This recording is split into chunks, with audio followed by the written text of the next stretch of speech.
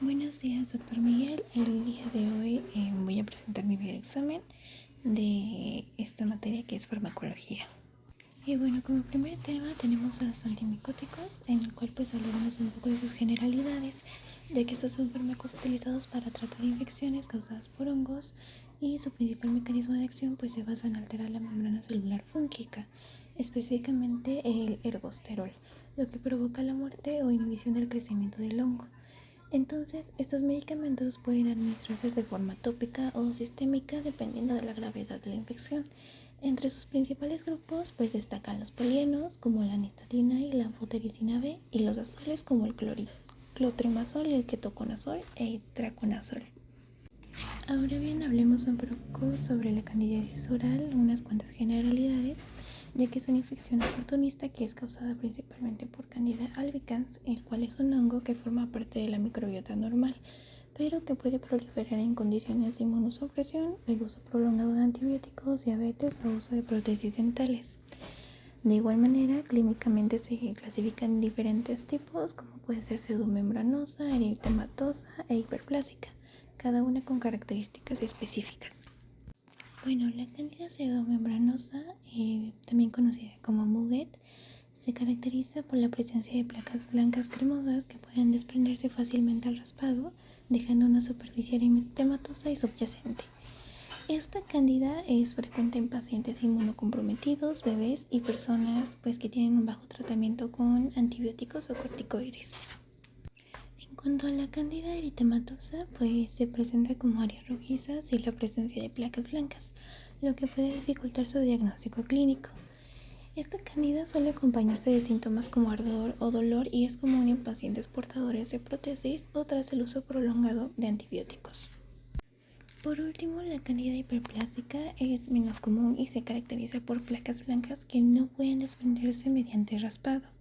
Se considera como una forma crónica y puede confundirse con lesiones potencialmente malignas como la leucoplasia, por lo que requiere un seguimiento clínico. Ahora bien, la queratitis angular es una inflamación de las comisuras labiales que es caracterizada por fisuras, enrojecimiento y dolor. Generalmente es de origen multifactorial, donde la cándida puede actuar junto con bacterias. Se asocia a factores como huésped constante, que es principalmente la humedad, también en prótesis mal ajustadas o deficiencias nutricionales. Pasando ahora a una parte de medicamentos. La nistatina es un antimicótico del grupo de los polienos y ampliamente utilizado en candidiasis oral. Actúa uniéndose al ergosterol de la membrana del hongo, causando su destrucción. Se administra de forma tópica y no se absorbe a nivel sistémico, lo que la hace segura y el tratamiento de primera elección en infecciones leves. El clotrimazol, por su parte, es un antimicótico del grupo de los azoles que inhibe la síntesis de ergosterol. Se utiliza de forma tópica en candidiasis oral y es una alternativa de la nistatina con buena eficacia y tolerancia. Ahora bien, el ketoconazol es un azol que puede administrarse por vía tópica o sistémica. Sin embargo, su uso sistémico ha disminuido debido a su potencial hepatotoxicidad y a la disponibilidad de alternativas más seguras. El itraconazol es un antimicótico sistémico con mayor espectro y mejor perfil de seguridad que el ketoconazol. Se utiliza en infecciones más extensas o resistentes, especialmente cuando el tratamiento tópico no es suficiente. También tenemos a la anfotericina B, que es un antimicótico polieno de alta potencia, utilizado principalmente en infecciones sistémicas graves. Su uso está limitado por su toxicidad, especialmente a nivel renal, por lo que generalmente se reserva para casos severos en un ámbito hospitalario. Ahora bien, ¿qué antimicótico podemos ocupar de elección en cuanto hay una candidiasis bucal? Bueno, el antimicótico de elección en una candidiasis bucal leve es la nistatina, debido a su eficacia, seguridad y administración tópica. En casos moderados o resistentes pueden utilizarse azoles como clotrimazol o itraconazol, dependiendo de la extensión de la infección y el estado del paciente. Ahora bien, hablemos un poco de generalidades del virus del herpes. Bueno, los virus herpes pertenecen a una familia de virus ADN que se caracteriza por su capacidad de establecer infecciones latentes en el organismo. Después de la infección inicial, el virus permanece en estado latente en los ganglios nerviosos y puede reactivarse en condiciones como estrés, fiebre o incluso inmunosupresión. Podemos encontrar tanto herpes labial como herpes genital. El herpes labial es causado principalmente por el virus herpes simple tipo 1 y se manifiesta como vesículas dolorosas en los labios que posteriormente se ulceran y forman costras. Este tipo de herpes es altamente contagioso y suele reactivarse de forma recurrente. El herpes genital, por su parte, es causado principalmente por el virus herpes simple tipo 2, aunque también puede ser tipo 1. Se caracteriza por lesiones vesiculares dolorosas en la región genital, acompañadas de ardor, prurito y en algunos casos síntomas sistémicos. El herpes zóster, por su parte, es causado por la reactivación del virus varicela zoster. Se presenta con lesiones vesiculares distribuidas a lo largo de un dermatoma acompañados de dolor intenso. Es mucho más frecuente en adultos mayores o personas inmunocomprometidas. Ahora bien, hablando un poco de fármacos, tenemos al aciclovir. El aciclovir es un antiviral análogo del nucleósido que actúa inhibiendo la síntesis de ADN viral. Para activarse requiere ser fosforilado por una enzima viral llamada timida quinasa, lo que le confiere selectividad hacia las células infectadas. Es eficaz contra virus, herpes simple y varicela zoster. También tenemos a la valaciclovir, que es un profármaco del aciclovir con mejor biodisponibilidad oral. Esto permite alcanzar concentraciones más altas en sangre con menor frecuencia de dosis, lo que mejora la adherencia al tratamiento. Ahora bien, hay que tener presente el uso clínico de estos antivirales. Estos antivirales reducen la duración y severidad de los síntomas, así como la frecuencia de recurrencias. Hay que tener presente y en cuenta que son más efectivos cuando se administran en las primeras fases de la infección. Ahora bien, ¿por qué el aciclovir no funciona o funcionaría en influenza? Bueno, pues el aciclovir no es efectivo contra el virus de la influenza porque su mecanismo de acción depende de la enzima timida quinasa viral, la cual está presente en los virus herpes, pero no en el virus de la influenza. Además, el virus de la influenza es un virus ARN con un mecanismo de replicación diferente, por lo que requiere antivirales específicos como oseltamivir. Continuamos hablando sobre un poco de las generalidades de las alergias. Bueno, pues las alergias son respuestas inmunológicas exageradas del organismo frente a sustancias externas llamadas alérgenos, como polvo, alimentos o medicamentos. Estas respuestas están mediadas principalmente por inmunoglobulina E o IgE y afectan principalmente piel, vías respiratorias y mucosas. En cuanto a su fisiopatología de las alergias, es que en una primera exposición al alérgeno el organismo se sensibiliza y produce IgE. Esta IgE se fija en células como mastocitos y basófilos. En exposiciones posteriores, el alérgeno se une a la IgE y desencadena la liberación de mediadores como la histamina, lo que provoca los signos y síntomas característicos de la alergia. Un poco más explicado el mecanismo de un ataque de alergia es que cuando el sistema inmunitario de una persona muestra hipersensibilidad a la exposición a un alérgeno, una sustancia inocua para la mayoría de la gente, como el polen, sufre una reacción denominada alergia. Esto lo que va a suceder en el organismo. El polen, por ejemplo, tomando como ejemplo el polen penetra en el organismo a través de la boca, la nariz y los ojos. Entonces, un contacto con el polen, las especies vegetales liberan miles de granos de polen en diversas épocas del año, que se dispersan en la atmósfera e inhalamos de forma habitual. Para las personas alérgicas al polen es el inicio de una reacción en cadena. Esta reacción en cadena va a abarcar una sensibilización alérgica. Entonces, ante la invasión de esta partícula intrusa, el sistema inmunitario procede a defenderse, reclutan un ejército de anticuerpos y pues va a dar inicio a una sensibilización alérgica. Entonces, el grano de polen va a llegar a la célula presentadora de antígeno, que va a ser una CPA. El grano de polen va a ser interceptado por unas células inmunitarias llamadas presentadoras de antígeno. Se va a liberar un linfocito T para posteriormente dar paso a que el alérgeno es presentado a los linfocitos T y B que producen inmunoglobulina IgE específica. Va a haber un linfocito B y va a haber también un mastocito, los cuales, pues tanto mastocitos van a actuar fijando los anticuerpos IgE de una forma específica. Ahora bien, el anticuerpo IgE va a llegar hacia el basófilo. Con la primera exposición, el alérgeno, los mastocitos y los basófilos de la mucosa van a fijar el IgE y en contacto con el polen van a liberar histamina. El linfocito B va a llegar al mastocito, donde también pues, el grano de polen va a comenzar a fijarse en esa parte del anticuerpo IgE.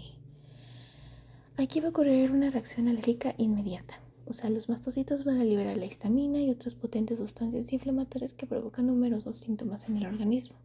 Empieza el cuadro alérgico con síntomas como picor de nariz y ojos, estornudos, lagrimeo y una obstrucción nasal.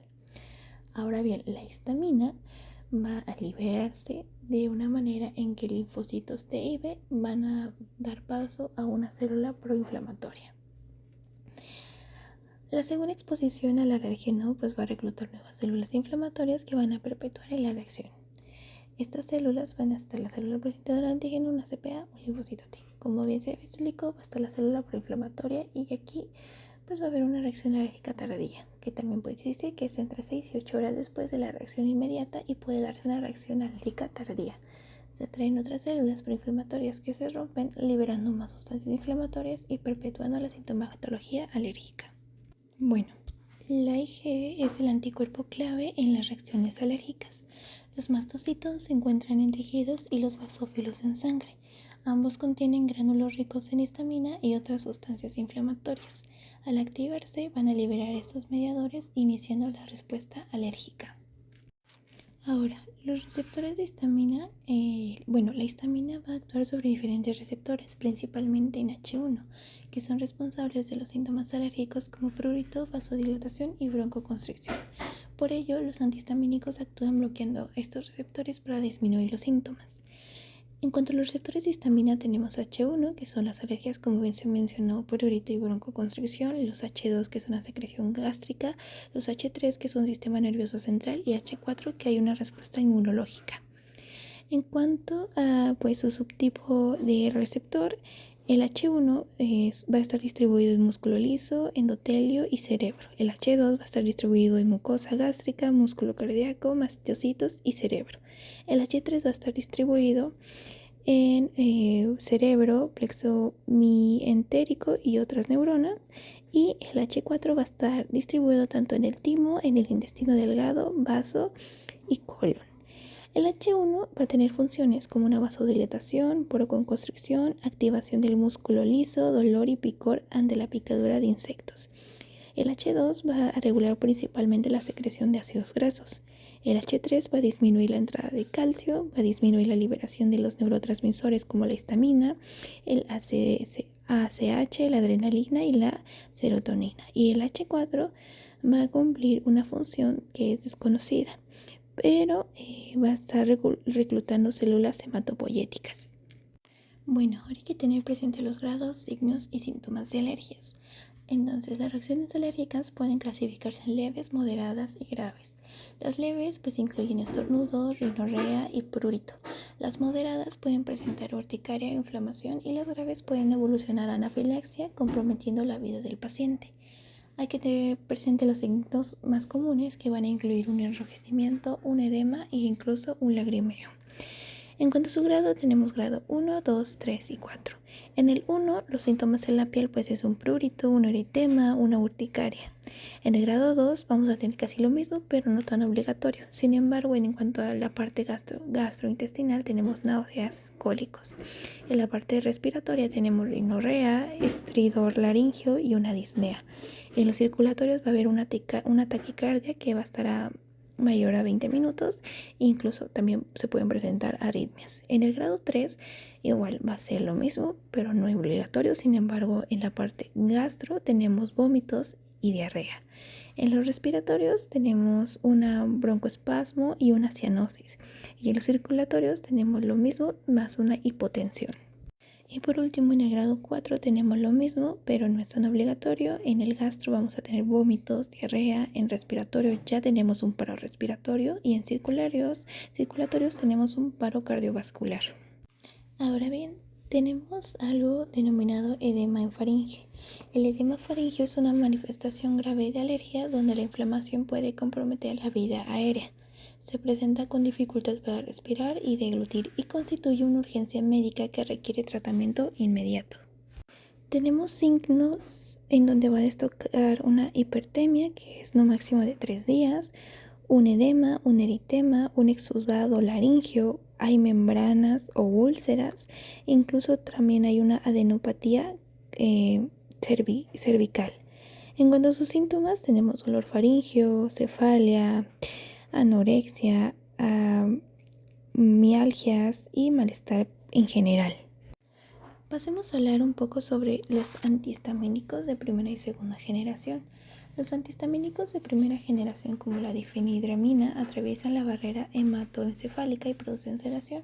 En cambio, los de segunda generación, como la loratadina, son más selectivos y causan menos efectos sedantes, por lo que son preferidos en la práctica clínica. Abordando un poco más sobre qué tipos de medicamentos se encuentran en la primera generación de antihistamínicos, tenemos a la clorfeniramina, la difenhidramina, la doxepina y la hidroxicina. Estos medicamentos van a tener ciertas condiciones que van a requerir un ajuste de dosis. Por ejemplo, la clorfeniramina va a requerir un ajuste de dosis cuando hay daño hepático. La difenhidramina también cuando hay un daño hepático. Y todas las demás de igual manera cuando hay un daño hepático. Los antihistamínicos de segunda generación vamos a encontrar la acribastina, cetiricina, desloratadina, evastina, fexofenadina, levocetirizina, loratadina y misolastina. De igual manera, estos van a tener ciertas condiciones que van a requerir un ajuste de dosis. En su mayoría, hasta la evastina, vamos a tener que hacer un ajuste de dosis cuando hay daño renal y hepático. La fexofenadina únicamente cuando hay un daño renal y la misolastina y la loratadina cuando hay un daño hepático. Por su parte, la levocetirizina solamente cuando también hay un daño renal y hepático. Hay que recordar que los de segunda generación son más selectivos para H1, pero hay menos efectos adversos y están más indicados cuando hay rinitis o urticaria. Tenemos un medicamento denominado avapena, el cual es el nombre comercial de la cloropiramina, que es un antihistamínico de primera generación. La avapena se va a utilizar principalmente en reacciones alérgicas agudas y puede administrarse por vía intramuscular o intravenosa, especialmente en situaciones de urgencia. Hablemos un poco de generalidades de asma, EPOC y tos. Bueno, el asma es una enfermedad inflamatoria crónica de las vías aéreas con obstrucción reversible. El EPOC, en cambio, presenta una obstrucción crónica e irreversible y generalmente asociada al tabaquismo. Y la tos es un reflejo protector que ayuda a limpiar las vías respiratorias. Profundizando un poco, el asma es un proceso inflamatorio crónico de la vía aérea que se caracteriza por una hiperactividad traqueobronquial que condiciona a una obstrucción variable al flujo total o parcialmente reversible, desencadenada por alérgenos, infecciones víricas, ejercicios, aire frío, gases irritantes y el estrés emocional. El EPOC, por su parte, se trata de un estado caracterizado por una limitación del flujo de aire que no es todo reversible, una respuesta inflamatoria exacerbada de los pulmones a la inhalación de partículas o gases nocivos que causan una limitación de la parte aérea. En el asma hay factores de riesgo como alergias, infecciones virales, hay una parte histórica familiar, hay una neuropatía crónica asociada, hay estrés, ejercicios y actividades físicas y medicamentos como los AINES o los betabloqueadores. En el EPOC va a haber factores de riesgo como el principal, que es el tabaquismo, infecciones de las vías respiratorias, hay una exposición laboral, alguna contaminación atmosférica o incluso una exposición pasiva o secundaria al humo de tabaco. Los fenotipos del asma vamos a tener que hay una alergia casi del 80%, hay incluso un inicio tardío, hay una obstrucción persistente o incluso también puede presentarse en obesidad. Y los fenotipos del EPOC hay una bronquitis crónica obstructiva, un enfisema pulmonar y pues un déficit de la alfa-1 antitripsina. En un cuadro clínico del asma tenemos que pues es después de la exposición a factores desencadenantes como una triada clásica que puede ser disnea, tos y una sibilancia y una sensación de presión torácica. Puede también auscultarse en ronquidos difusos y silbidos o una aspiración alargada. Y en un cuadro clínico de EPOC pues vamos a tener que se caracteriza por la disnea, puede ser con ejercicio, tos y producción de esputo que va a ser por la mañana por lo menos 3 meses en un año o 2 años consecutivos. Ahora bien, tenemos a los receptores beta-adrenérgicos y el sistema de lucha-huida. Los receptores beta-2-adrenérgicos se encuentran en el músculo liso bronquial y su activación como parte de la respuesta de lucha o huida produce broncodilatación permitiendo una mejor entrada de aire. Ahora bien, los receptores adrenérgicos van a estar clasificados en alfa y en beta. Los betas se van a ligar a la proteína GS y los alfa a la GQ. En la alfa hay dos tipos, tipo A1 y tipo A2. El A1 se va a encontrar principalmente en iris, en hígado y en la vejiga. En iris va a dilatar la pupila, en hígado va a promover la glucólisis y la vejiga va a contraer los esfínteres urinarios. El A2 se va a encontrar principalmente en una neurona presináptica, en donde va a inhibir la producción de noradrenalina, y en el páncreas va a inhibir la liberación de insulina. Ahora bien, en la beta también hay tipos, como la B1, B2 y B3. La B1 se va a encontrar principalmente en corazón, en donde va a incrementar el gasto cardíaco, también en células del aparato yuxtaglomerular, en donde va a incrementar la producción de renina. En la B2 se va a encontrar principalmente en el músculo liso. Y la B3 se va a encontrar en tejido adiposo y en vejiga. En el tejido adiposo va a aumentar la lipólisis y en la vejiga va a actuar relajándola. Ahora bien, la B2, como se mencionó, se encontraba en músculo liso.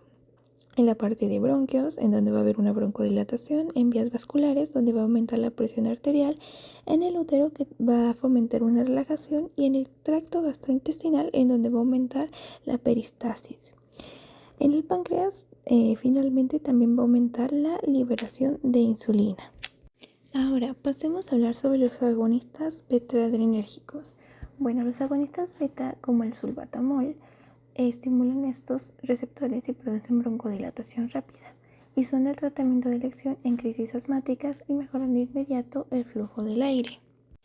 Ahora bien, en los agonistas adrenérgicos hay 3 tipos de acción directa, acción mixta y acción indirecta.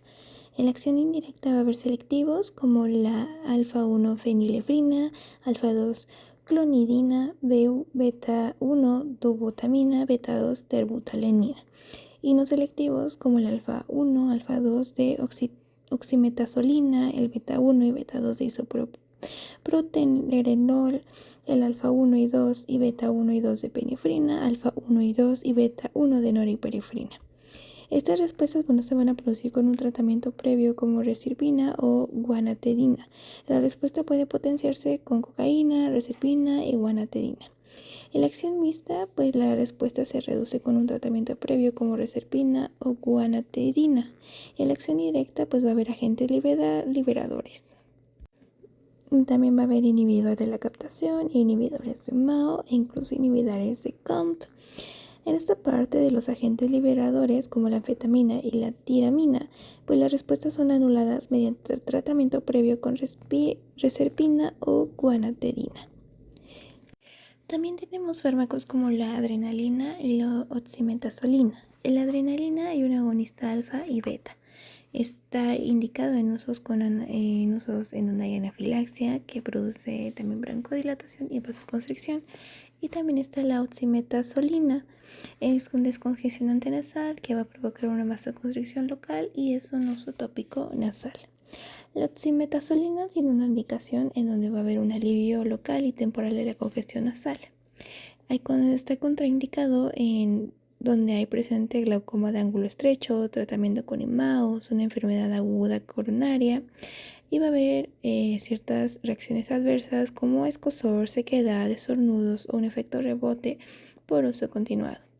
La adrenalina, por su parte, puede administrarse por vía intramuscular, subcutánea, intravenosa y no se administra por vía oral.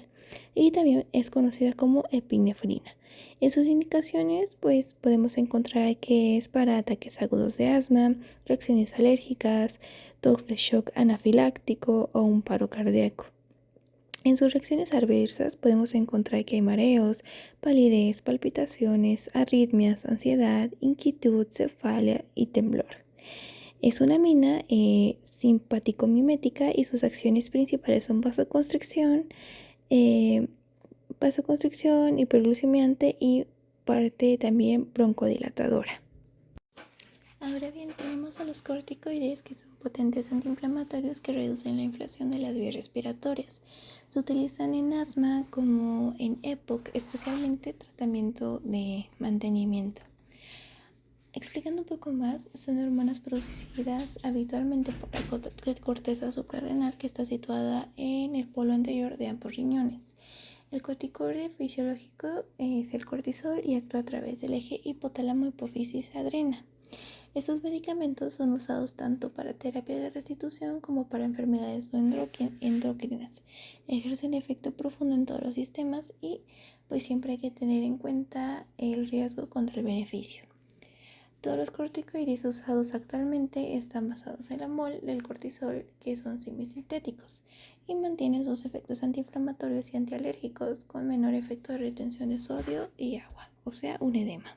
Ahora bien, los anticolinérgicos van a producir broncodilatación y también van a disminuir secreciones. Pero los antagonistas colinérgicos tenemos el ipatropio y el tiotropio. Estos fármacos van a bloquear los receptores muscarínicos, disminuyendo la broncoconstricción. El ipatropio es de acción corta, mientras que el tiotropio es de acción prolongada y se usa principalmente en EPOC. Hablando un poco más de estos medicamentos, el bromuro de ipatropio tiene una forma de presentación como spray nasal o aerosol. Tiene un principio activo que es ipatropio de bromuro, hay un nombre comercial como el Atroven, y el grupo farmacológico al que presente es un antocolinérgico, y el grupo terapéutico al que pertenece es que es un broncodilatador. En este medicamento su mecanismo de acción es que es un antagonista de los receptores muscarínicos colinérgicos, o sea que van a bloquear la acción de la acetilcolina en los músculos lisos de las vías respiratorias, lo que reduce la síntesis de la guanosina monofosfato cíclica. Esto disminuye la contracción del músculo liso bronquial, logrando una broncodilatación. Al administrarse por inhalación, sus efectos se limitan al tracto respiratorio. Una comparación con la atropina es que es 2 veces más potente como broncodilatador y con menores efectos sistémicos. En cuanto a su absorción, pues después de la absorción el 10 al 30% de la dosis alcanza los pulmones y el resto se deglute. La absorción es gastrointestinal, es despreciable, o sea, 2% de biodisponibilidad, y la fracción pulmonar alcanza casi completamente la circulación sistémica. Hay ciertas contraindicaciones de este medicamento, como hipersensibilidad al bromuro de ipatropio, a sustancias relacionadas con la atropina o cualquier excipiente. También en precaución en pacientes con glaucoma de ángulo estrecho, obstrucción urinaria o hiperplasia prostática.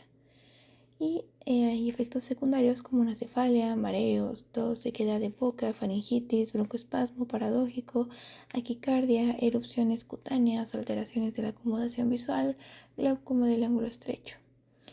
En cuanto a una sobredosis, pues debido al amplio margen terapéutico, los efectos sistémicos son mínimos, generalmente no requieren medidas específicas más allá pues de la observación. También hay ciertas consideraciones que hay que tomar en cuenta, como por ejemplo confirmar la indicación del medicamento para tratamiento de mantenimiento en EPOC, como bronquitis crónica o enfisema o broncoespasmo asociado. También hay que asegurar que el paciente realice la técnica adecuada de inhalación, como va a ser agitar el inhalador, expulsar el aire de los pulmones antes de inhalar, coordinar la pulsación del inhalador con la inspiración profunda y mantener la respiración durante unos segundos después de inhalar. Por otra parte, el bromuro de tiotropio pues tiene cierta relatividad selectiva con M1 y M3 y se va a disociar con lentitud del R, por lo que su efecto se prolonga 24 horas y permite una administración cada 24 horas. Va a tener ciertos efectos adversos como el itropio, como boca seca, sabor amargo, y pues está estudiando la posibilidad de aumento de mortalidad cardiovascular. Está indicado únicamente en EPOC y pues va a mejorar la sensación de disnea, tolerancia al ejercicio e intercambio gaseoso. Por su parte, la tafilina es un broncodilatador que actúa aumentando la MPC. Sin embargo, su uso es limitado debido a su estrecho margen terapéutico y efectos adversos como arritmias. También tenemos la parte de los antitusígenos y los expectorantes. Por ejemplo, el dextrometorfano es un antitusivo de acción central que disminuye el reflejo de la tos. El benzonatato actúa de forma periférica. Por otro lado, la guaifenesina es un expectorante, el Ambroxol un mucolítico que facilita la eliminación de secreciones. Y también tenemos otros fármacos respiratorios como lo es el montelukast, que es un antagonista de los leucotrienos que reduce la inflamación bronquial. El cromacligato de sodio estabiliza mastocitos previniendo la liberación de histamina y ambos se utilizan principalmente en el control preventivo del asma. Ahora bien, pasemos a hablar un poco de generalidades de la diabetes. La diabetes mellitus es una enfermedad metabólica caracterizada por hiperglucemia crónica, causada por un déficit en la secreción de insulina, resistencia a su acción o ambas. Se clasifica principalmente en diabetes tipo 1 y tipo 2 y gestacional y puede generar complicaciones microvasculares y macrovasculares si no se controla adecuadamente. Ahora bien, tenemos dos distintos procesos, que es la gluconeogénesis y la glucogenólisis. La gluconeogénesis es el proceso mediante el cual el hígado va a producir glucosa a partir de fuentes no carbohidratadas, mientras que la glucogenólisis es la degradación del glucógeno almacenado para liberar glucosa. Estos procesos o ambos procesos contribuyen al aumento de glucosa en sangre, especialmente en ayuno. También tenemos la parte de la hemoglobina glucosilada. La hemoglobina glucosilada o HbA1c refleja el promedio de glucosa en sangre durante los últimos 3 meses. Es una herramienta clave para el diagnóstico y control de la diabetes, ya que no requiere ayuno y permite evaluar la eficacia del tratamiento. En la HbA1c tenemos que la parte normal es no más de 5.7% y un diagnóstico ya de diabetes es mayor o igual a 6.5%. Y en cuanto a una glucemia promedio evaluada en miligramos, un riesgo bajo es de 90 y un riesgo alto es más de 298. Como medicamentos destacables tenemos a la metmorfina, la cual es un fármaco de primera línea en diabetes tipo 2 y va a actuar disminuyendo la producción hepática de glucosa y mejorando la sensibilidad a la insulina sin causar hipoglucemia, y además tiene beneficios cardiovasculares. La glibenclamida, por su parte, pertenece al grupo de las sulfonilureas y estimula la secreción de insulina por las células beta del páncreas. Sin embargo, puede causar hipoglucemia y aumento de peso, por lo que su uso debe ser cuidadoso. La pioglitazona pues mejora la sensibilidad a la insulina en tejidos periféricos. Va a ser útil en pacientes con resistencia a la insulina, aunque puede causar aumento de peso y retención de líquidos. También tenemos a los inhibidores de PP4, como destacando ejemplos como la sitagliptina y la linagliptina. Estos fármacos aumentan los niveles de incretinas, lo que favorece la liberación de insulina y va a disminuir el glucagón, y también tiene bajo riesgo de hipoglucemia y buena tolerancia. Nos encontramos a la acarbosa. Esta va a actuar en el intestino inhibiendo enzimas que degradan carbohidratos, retrasando la absorción de glucosa, y también va a ser útil para controlar picos postprandiales, aunque puede causar efectos gastrointestinales. Tenemos a las insulinas. Bueno, la insulina es fundamental en el tratamiento de la diabetes tipo 1 y en casos avanzados de tipo 2, y se clasifica según su inicio, duración de acción rápida, corta, intermedia y prolongada. En los tipos de insulina tenemos la parte prandial y la parte basal. En la prandial los encontramos dos tipos, ultra rápida y rápida. Hay distintos nombres genéricos y comerciales de estos medicamentos. En la ultra rápida tenemos al Aspar, Glulicina y Lispro. Y en la rápida tenemos a la insulina humana o la insulina humana Humulin R y la insulina humana Novolin R. El ultra rápida tenemos que se debe de aplicar 15 minutos antes de la comida y la rápida 30 minutos antes de cada comida. En la insulina basal tenemos intermedia y prolongada. En la intermedia encontramos nombres genéricos y comerciales como la insulina humana Novolin N y la NPH, que es la Humulina N. En la prolongada tenemos nombres como Glargina, Lantus, que es un basaglar, Glargina 300U, Demetir, que es Levenir, Degludec, que es una tresiva. En la intermedia, la parte de la insulina basal se debe de aplicar 2 veces al día. En la prolongada, como la glargina, que es Lantus basaglar, 1 o 2 veces al día. La glargina de 300 unidades, 1 vez al día. La Demetir se puede aplicar 2 veces al día y la Degludec, como la tresiva, 1 vez al día. Y bueno, nuevamente tenemos a una clasificación de insulinas, aquí destacando un poco más únicamente sus nombres. En acción rápida tenemos a las Lispro, Asprar y las glucinas. En acción corta a una humana regular, una intermedia, una humana NPH y una prolongada tenemos a la glargina, Tetemir y Degludec. Bueno, aquí hablaremos sobre su vida-media y sus diferencias de estos fármacos. La rápida tiene un inicio de 15 minutos, o sea, una corta duración. La regular un inicio de 30 a 60 minutos. Un NPH es una acción intermedia. También hay una larga sin picos marcados. La ultra larga, que tiene una duración de 24 horas y únicamente se marcan diferencias en cuanto a su perfil farmacocinético. También hay nombres comerciales de la insulina como la Lispro, Humalog, Aspar, Novorapid, Glargina Lantus, Detemir Levir, Degludec, Tresiva y NPH Humulin N. De igual manera, estos ejemplos fueron mencionados en la primera tabla. Y aquí podemos ver ciertas imágenes de estas insulinas comerciales con sus distintos nombres. Ahora tenemos a la parte de la hipoglucemia, en donde se define como los niveles de glucosa menores a 70 mgdl. Se manifiesta con síntomas como sudoración, temblor, palpitaciones y confusión. Su tratamiento consiste en la administración inmediata de glucosa oral o glucagón en casos graves. También destacan otros síntomas como debilidad, palpitaciones, falta de coordinación o visión borrosa. Entonces, cuando un paciente o una persona comienza a experimentar estos síntomas, es necesario ciertas indicaciones como no dejarlo solo, evitar conducir, hay que vigilar los síntomas, hay consejos como incluso llevar una pulsera identificativa, hay que mejorar la dieta o mantener un control de dieta. También hay que buscar el origen de esta hipoglucemia e incluso pues controlar el ejercicio. Ahora bien, tenemos a la dislipidemia. En cuanto a sus generalidades, esto se define como una alteración en los niveles de lípidos en sangre, principalmente colesterol y triglicéridos. Su importancia clínica radica en que es uno de los principales factores de riesgo para enfermedades cardiovasculares, como infarto al miocardio y enfermedad cerebrovascular. Esto ocurre porque el exceso de lípidos, especialmente el colesterol LDL, se deposita en las paredes de las arterias, formando placas de ateroma que disminuyen el flujo sanguíneo. Pasemos a hablar de las lipoproteínas. Bueno, dado que los lípidos son insolubles en agua, requieren transportadores en sangre llamados lipoproteínas.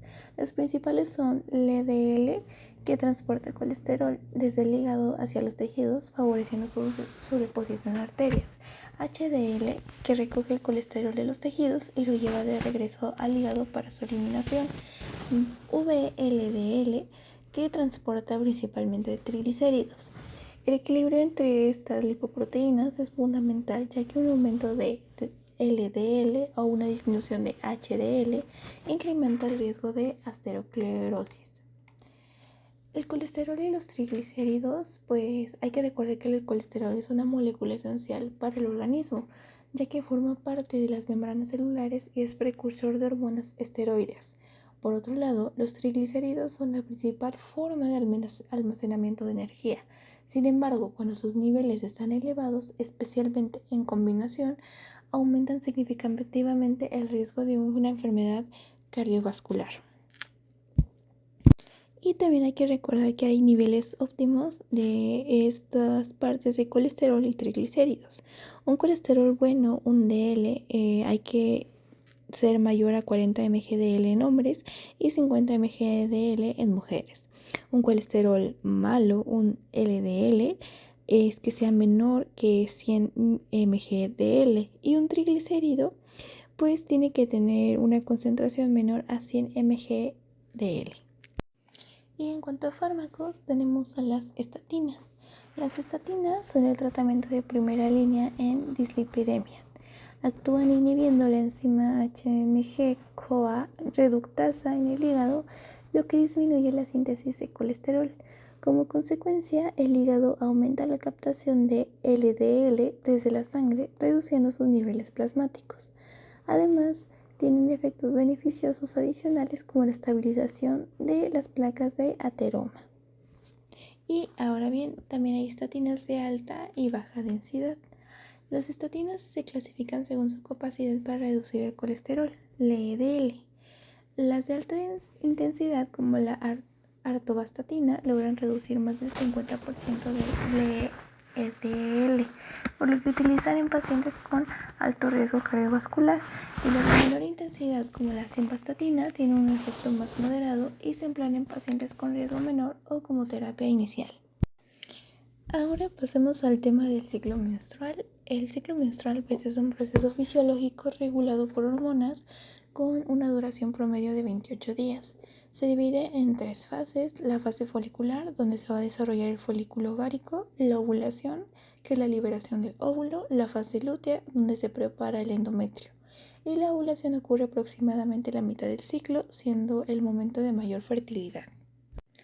Ahora bien, el moco cervical sufre cambios importantes a lo largo del ciclo menstrual debido a la influencia hormonal. Durante los días fértiles, el moco se vuelve claro, elástico y abundante, facilitando el paso de los espermatozoides hacia el óvulo. En los días no fértiles, el moco es espeso y actúa como una barrera, dificultando la fecundación. Los días fértiles y la probabilidad de embarazo dan parte a una ventana fértil que comprende aproximadamente los 5 días previos a la ovulación y el día de la ovulación. Esto se debe a que los espermatozoides pueden sobrevivir hasta 5 días dentro del aparato reproductor femenino, mientras que el óvulo tiene una vida media de aproximadamente 24 horas. Por ello, las relaciones sexuales en este periodo tienen una mayor probabilidad de resultar en embarazo. También existe una calculadora de días fértiles. Estas calculadoras de días fértiles estiman la ovulación basándose en la duración del ciclo menstrual. Sin embargo, este método no es completamente confiable, ya que muchas mujeres presentan variaciones en su ciclo, lo que puede llevar a errores en la predicción. Por ello, no debe considerarse como un método anticonceptivo seguro. También tenemos la parte de la fertilidad según la edad, y la fertilidad femenina alcanza su punto máximo entre los 20 y 30 años. A partir de los 35 años disminuye progresivamente debido a la reducción en la calidad y cantidad de los ovocitos, lo que también incrementa el riesgo de complicaciones durante el embarazo. Ahora hablemos de los métodos anticonceptivos. Bueno, estos se clasifican en hormonales, de barrera, intrauterinos y definitivos.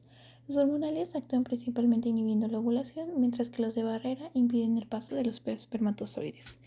En los métodos anticonceptivos de barrera podemos encontrar el condón masculino, el condón femenino, el diafragma y la esponja anticonceptiva. Y en los métodos anticonceptivos hormonales podemos encontrar las píldoras anticonceptivas, una inyección anticonceptiva, el parche anticonceptivo, el anillo vaginal, el implante anticonceptivo y el DIU. Hay que recordar que estos previenen embarazo, estos tienden a ser de elección individual, hay una eficacia variable, algunos previenen infecciones de transmisión sexual y mantener el uso correcto de estos métodos es importante y clave. La eficacia de los métodos anticonceptivos depende en gran medida de su uso correcto. Los métodos de larga duración como el DIU son los más eficaces, ya que no dependen de un cumplimiento diario. En contraste, los métodos naturales tienen mayor tasa de fallo. Por ejemplo, podemos encontrar que en los métodos anticonceptivos hay espermicidas, su eficacia es del 72%, el preservativo es del 82%, las píldoras manejan una eficacia del 91%, al igual que el parche, el anillo, El implante hormonal maneja una eficacia del 99%, un DIU hormonal del 99% y un DIU de cobre del 99%. Hay que recordar que el DIU de cobre tiene que cambiarse, o tiene una duración de aproximadamente 2 a 10 años, el DIU hormonal de 3 a 5 años, un implante hormonal 3 años. El anillo tiene una duración de 90 de mes, el parche es semanal, las píldoras son al día, el preservativo es una duración cada que se tengan relaciones sexuales y el espermicida de igual manera. El único método anticonceptivo que protege de una ETS es el de barrera y es el condón femenino como también el condón masculino. De ahí en fuera, ningún otro método anticonceptivo protege de una enfermedad de transmisión sexual. Tenemos a las píldoras anticonceptivas, las píldoras combinadas que contienen estrógeno y progestina e inhiben la ovulación. Además, espesan el moco cervical y modifican el endometrio, reduciendo la probabilidad de implantación. También tenemos el DIU, el cual es un dispositivo intrauterino que puede ser de cobre o hormonal. El DIU de cobre actúa generando un ambiente hostil para los espermatozoides, mientras que el hormonal libera progestina, lo que va a espesar el moco cervical y permitiendo una inhibición parcial de la ovulación. También tenemos a los anticonceptivos de emergencia, cuales se utilizan después de una relación sexual sin protección para prevenir el embarazo. Y su mecanismo principal es retrasar o inhibir la ovulación inmediatamente. Y ahora tenemos dos principales representantes de estos métodos, como el ulipristal y el levonorgestrel. El levonorgestrel es eficaz hasta 72 horas después de la relación sexual, pero su eficacia disminuye con el tiempo, mientras que el ulipristal puede utilizarse hasta 120 horas y mantiene mejor su eficacia cerca de la ovulación. Estos métodos anticonceptivos de emergencia pues no son abortivos, ya que no afectan un embarazo ya establecido. Ahora pasamos a hablar de generalidades de la tiroides. Bueno, la tiroides es una glándula endocrina localizada en la región anterior del cuello, cuya función principal es la producción de hormonas tiroideas como triiodtironina o T3 y tiroxina o T4. Estas hormonas regulan el metabolismo basal, el consumo de oxígeno, la producción de calor y tienen un papel fundamental en el crecimiento y desarrollo. Por lo tanto, cualquier alteración en su función puede alterar múltiples sistemas del organismo. Ahora bien, hay algo denominado eje hipófisis-tiroides. La función tiroidea está regulada por un eje hormonal. El hipotálamo libera TRH que estimula a la hipófisis para secretar TSH, la cual a su vez estimula la tiroides para producir T3 y T4. Estas hormonas ejercen un mecanismo de retroalimentación negativa sobre el hipotálamo y la hipófisis, regulando así su propia producción, y este equilibrio es fundamental para mantener niveles hormonales adecuados. Ahora bien, tenemos hipotiroidismo primario y secundario. El hipotiroidismo es la disminución en la producción de hormonas tiroideas. El hipotiroidismo primario, el problema se encuentra en la tiroides, por lo que los niveles de T3 y T4 están disminuidos y la TSH se encuentra elevada como un mecanismo compensatorio. En el hipotiroidismo secundario, el origen es hipofisiario, por lo que la TSH está disminuida o inadecuadamente normal. Clínicamente los pacientes presentan fatiga, aumento de peso, intolerancia al frío, piel seca y bradicardia. También tenemos el hipertiroidismo y enfermedad de Graves. Bueno, el hipertiroidismo es el exceso de hormonas tiroideas. La causa más común es la enfermedad de Graves. Es un trastorno autoinmune en el que se producen anticuerpos que estimulan de forma continua el receptor de TSH, provocando una sobreproducción hormonal. Los pacientes presentan pérdida de peso, taquicardia, nerviosismo, intolerancia al calor y en algunos casos exoftalmos. Esto refleja un estado de metabolismo acelerado. La tiroxina es la forma sintética de la hormona y se utiliza como tratamiento de reemplazo en el hipertiroidismo. Se administra por vía oral y en el organismo se convierte en T3, que es la forma activa. La dosis debe ajustarse individualmente según los niveles de TSH, ya que tanto el exceso como el déficit pueden generar complicaciones. Los antitiroideos, el carbimazol y el metamizol, pues son fármacos antitiroideos que inhiben la síntesis de hormonas tiroideas al bloquear la incorporación de yodo a la tiroglobulina. El metamizol es el más utilizado por su mayor eficacia y menor perfil de efectos adversos. Se emplean en el tratamiento de hipertiroidismo, especialmente en la enfermedad de Graves. Bueno, ahora tenemos los corticoides y antihistamínicos en pacientes tiroideos. Los corticoides pueden utilizarse en situaciones específicas como la crisis tiroidea, ya que disminuyen la conversión periférica de T4 a T3 y tienen un efecto antiinflamatorio. Por otro lado, los antihistamínicos no actúan directamente sobre la tiroides, pero pueden utilizarse para controlar síntomas asociados como reacciones alérgicas o prurito en ciertos pacientes. Tenemos la relación con la curva de tolerancia a la glucosa. Las hormonas tiroideas influyen en el metabolismo de la glucosa.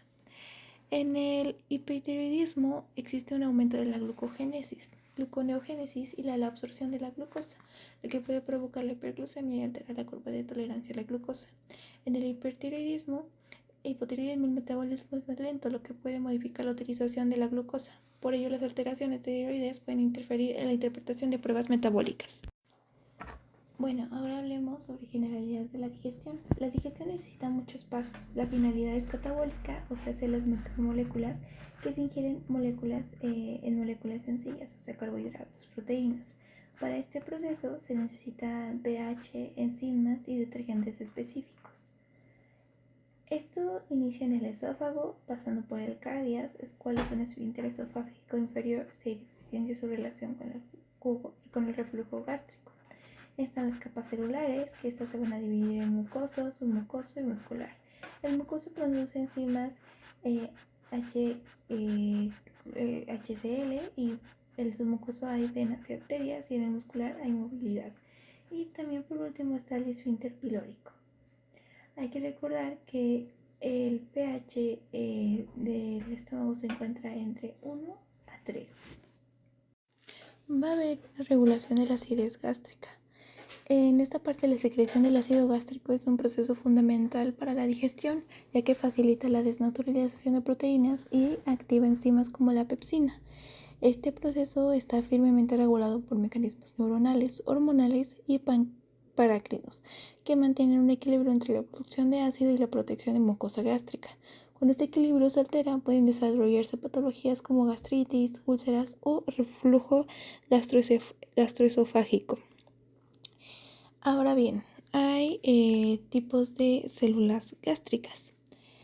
En el estómago existen diferentes tipos de células con funciones específicas. Están las células parietales que producen ácido clorhídrico, las células principales que secretan pepsinógeno, las células G que producen gastrina, las células mucosas que secretan mucoprotector, las células heterocromafinas que liberan histamina. Y todas estas células trabajan de manera coordinada para regular la digestión y proteger la mucosa.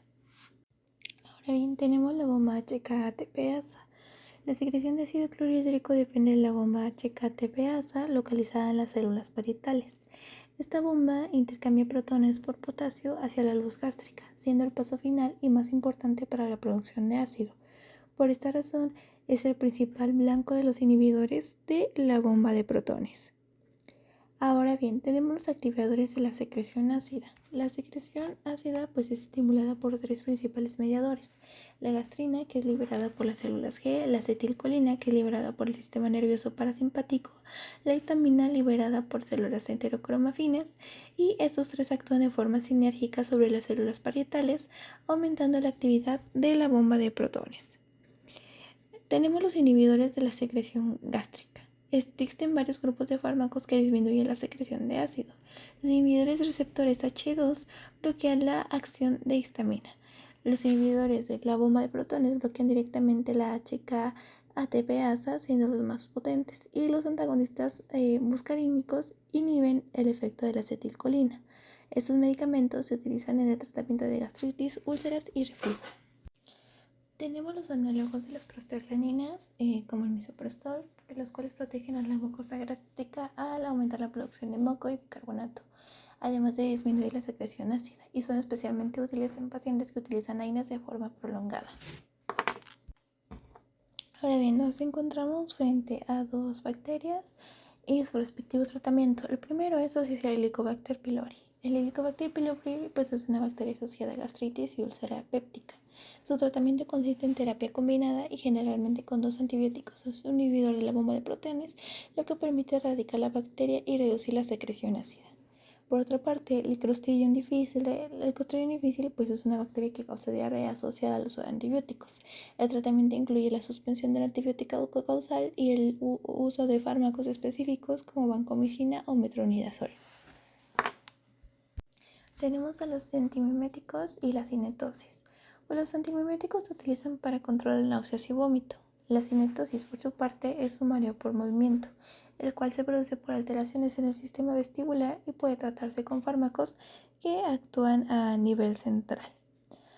Ahora bien, la metoclopramida es un fármaco procinético que aumenta la motilidad gastrointestinal y actúa pues como antiemético. Su mecanismo incluye el bloqueo de receptores dopaminérgicos, lo que facilita el vaciamiento gástrico. También es importante mencionar alteraciones relacionadas en la parte odontológica y la parte clínica. En el reflujo gástrico, cuando hay reflujo gástrico se puede causar una erosión dental debido al contacto del ácido con el esmalte. Por otro lado, la hipocloridria, que es la disminución del ácido gástrico, puede afectar la digestión y la absorción de nutrientes. Falta mencionar un fármaco más, que es la dimeticona, el cual es un agente antiflatulento que reduce la tensión superficial de las burbujas de gas, facilitando su eliminación y se utiliza para aliviar la distensión abdominal. Los corticosteroides se dividen en 3 grupos principales, pero antes hay que mencionar que son hormonas producidas por la corteza suprarrenal o sus análogos sintéticos y tienen potentes efectos antiinflamatorios y inmunosupresores, por lo que se utilizan ampliamente en múltiples enfermedades, desde alergias hasta enfermedades autoinmunes. Ahora bien, en la parte del eje hipotálamo-hipófisis suprarrenal es el principal sistema de regulación de los corticosteroides. El hipotálamo secreta CRH que estimula la hipófisis a liberar ACTH. Esta a su vez estimula la corteza suprarrenal para producir cortisol. El cortisol ejerce retroalimentación negativa sobre el hipotálamo y la hipófisis, regulando su propia producción. Y este eje es fundamental para la respuesta al estrés y al mantenimiento de la homeostasis. Ahora sí, como se mencionó, hay 3 tipos de corticosteroides. El primero de ellos son los glucocorticoides, como el cortisol, que regulan el metabolismo y la respuesta inflamatoria. Los mineralocorticoides, como la aldosterona, que regulan el equilibrio de sodio y agua. Los andrógenos suprarrenales, que contribuyen a características sexuales secundarias y cada uno tiene funciones específicas en el organismo. Pasemos a hablar un poco sobre el síndrome de Cushing. El síndrome de Cushing se produce por exceso de cortisol, ya sea por producción endógena o por uso prolongado de corticosteroides. Se caracteriza por obesidad central, cara en luna llena, hipertensión, debilidad muscular y estrías. Es una manifestación importante de los efectos adversos de estos fármacos. Hay que destacar que hay una potencia relativa de los corticosteroides. No todos los corticosteroides tienen la misma potencia. La hidrocortisona y cortisona tienen baja potencia, la prednisona tiene potencia intermedia y la dexametasona tiene alta potencia. Esto es importante para ajustar dosis según la enfermedad y minimizar efectos adversos. Ahora bien, tenemos la parte del eje supresión, la supresión del eje suprarrenal.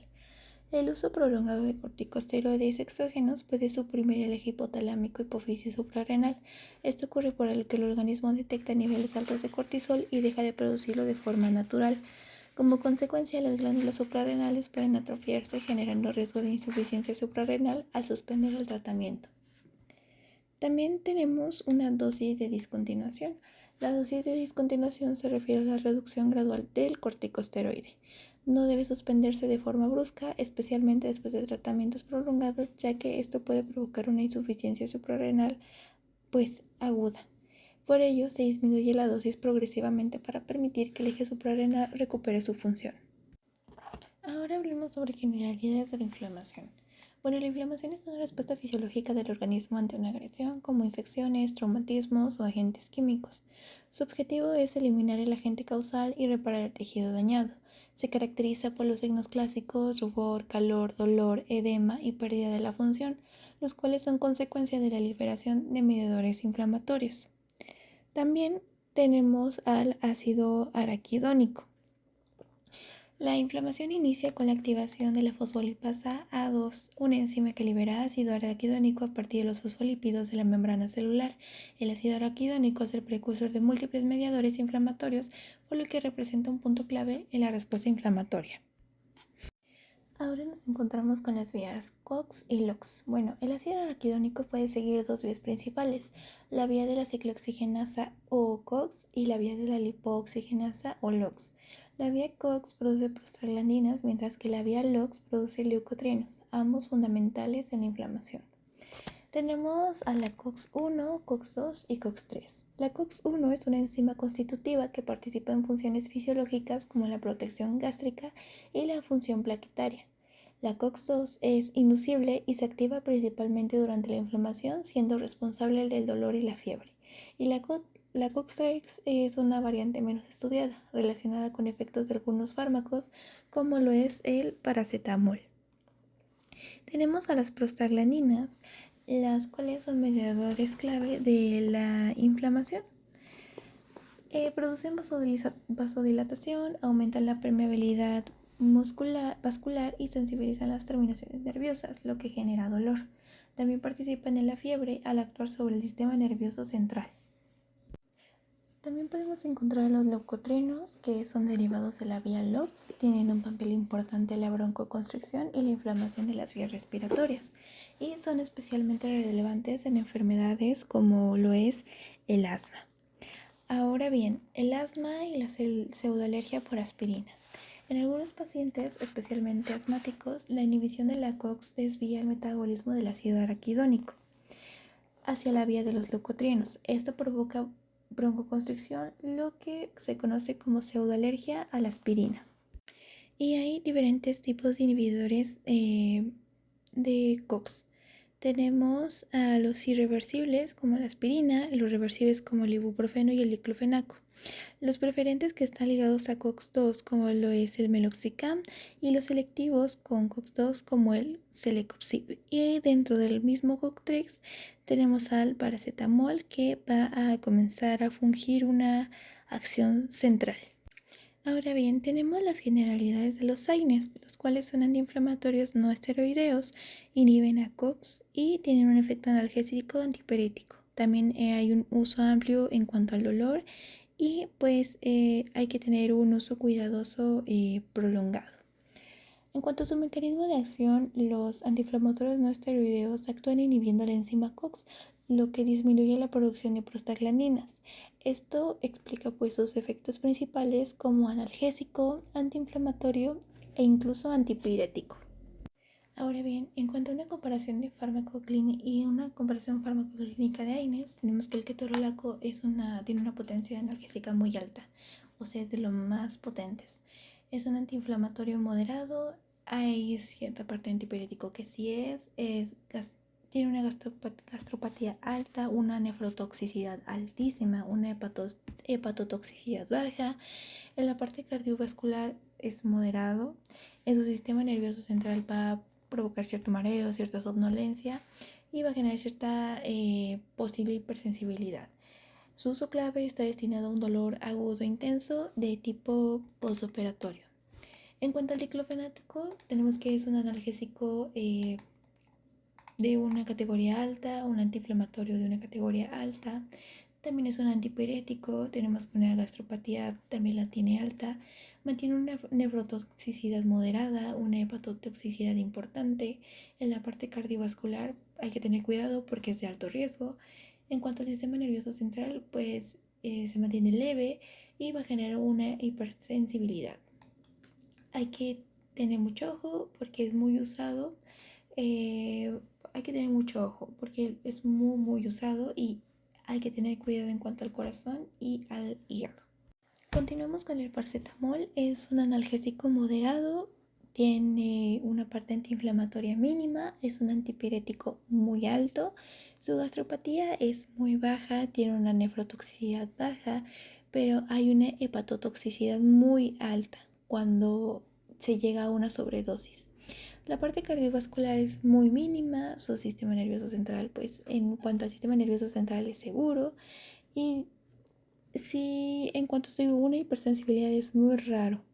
Y este paracetamol es ideal cuando se quiere evitar un daño gástrico.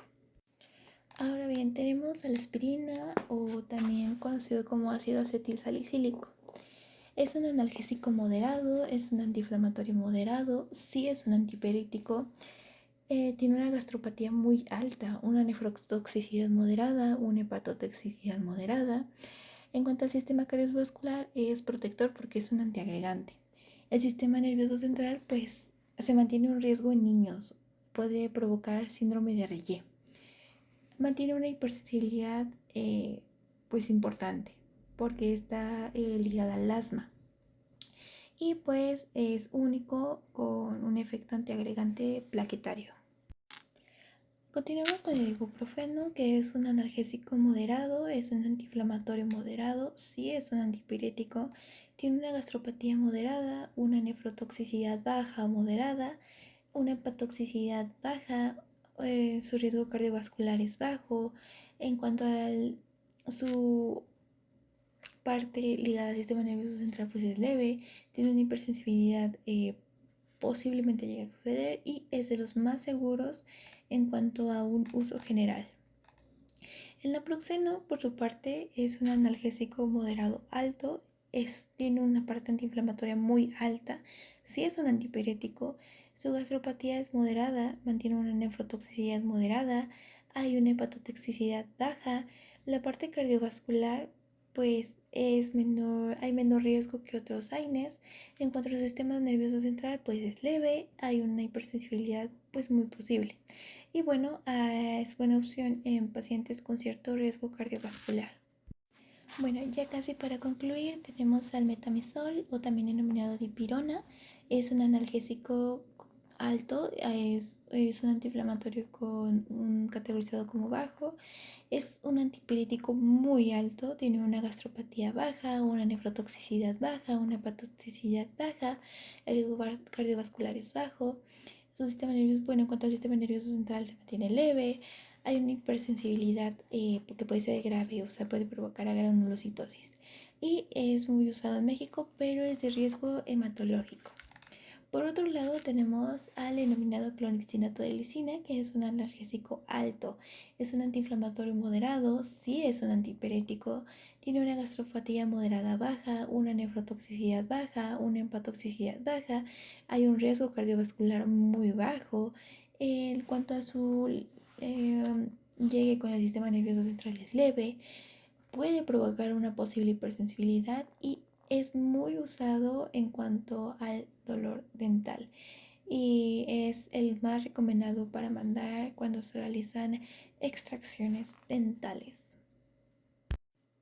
Bueno, ahora en cuanto a los efectos adversos, pues es que estos se deben principalmente a la inhibición de COX-1. Esta parte es como una comparación en general de toda esta lista de medicamentos, pero mencionando primero estos efectos adversos que están ligados a una gastropatía, que es por disminución de la protección gástrica, una nefrotoxicidad por alteración del flujo renal, hay un riesgo cardiovascular, especialmente si están llegados a inhibidores selectivos de COX-2, hay una hepatotoxicidad de algunos fármacos como lo es el paracetamol.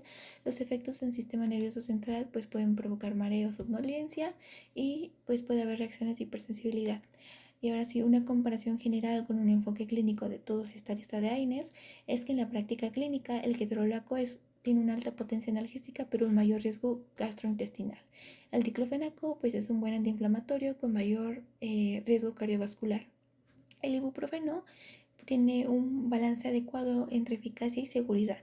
El naproxeno tiene un menor riesgo cardiovascular comparado con otros. La aspirina tiene un efecto antiagregante además de analgésico. El paracetamol, pues principalmente antipirético y analgésico con bajo efecto antiinflamatorio. El metamizol, pues es un potente analgésico con riesgo de granulocitosis. El clonidinato de lisina es buen analgésico con menor irritación gástrica relativa. Bueno, pues en conclusión, la inflamación es un proceso complejo mediado por la vía del ácido araquidónico. Los AINES son fundamentales en su manejo, pero su uso debe individualizarse considerando tanto su eficacia como sus posibles efectos adversos.